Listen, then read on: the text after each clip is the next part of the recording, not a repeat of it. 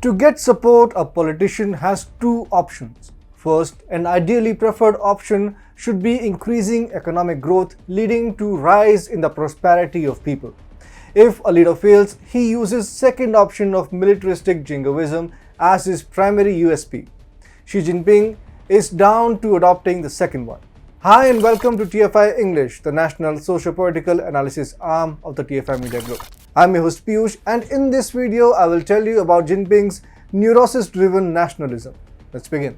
COVID-19 was supposed to give a reality check to Jinping administration, and it actually did. But Jinping has taken to ulterior routes in order to avoid possible exigencies. He is now down to utilizing hyper-nationalism in order to increase his chances of getting back to power. He seems to be ready to destroy China's foreign policy for this purpose as well. Several reports from India as well as other countries like the US have revealed that Chinese are reinvigorating their military presence in its neighborhood. A few days back, it was reported that the Chinese have tested an advanced multiple launch rocket system. There are extremely high chances that the Chinese will deploy this rocket along the Indo-Tibetan border.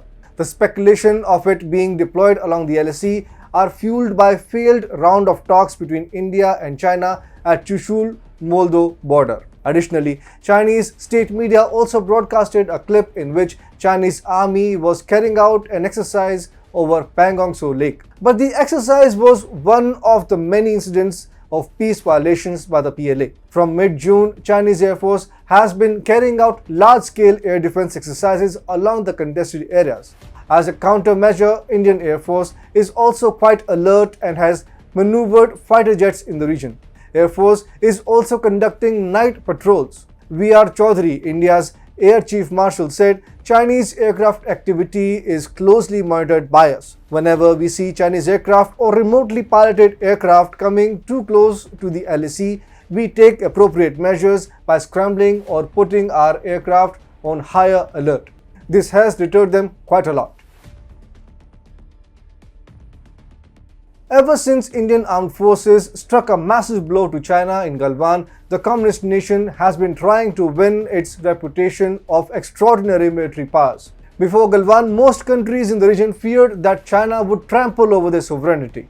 Its overtures in South China Sea in particular and Indian Ocean in general indicated that. But thrashing by Bihar Regiment Jawans punctured the narrative around powerful Chinese military.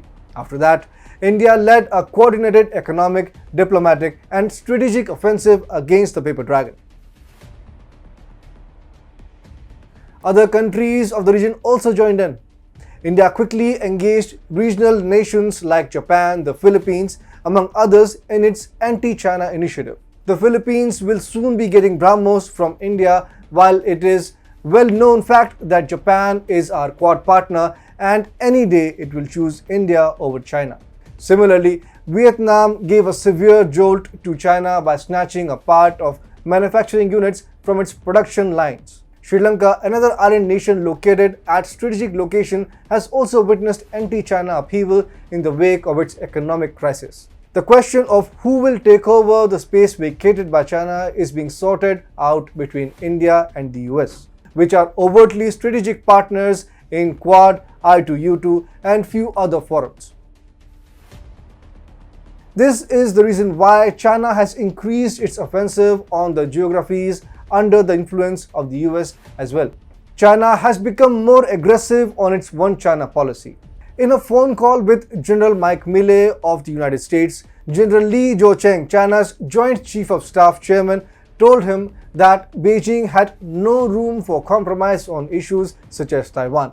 Possibly to showcase that it was not a hollow threat, top brass of the China's polity recently came down heavily on Nancy Pelosi's planned trip to Taiwan. There are calls for Chinese aircraft keeping an eye on Pelosi's Taiwan trips. Military officials of the United States have estimated that Jinping is planning to take over Taiwan by the year 2027. All of this is happening at a time when Jinping is facing domestic credibility challenge. China's economy is in decline. His lockdowns have been unpopular and even his own party members are now criticizing him.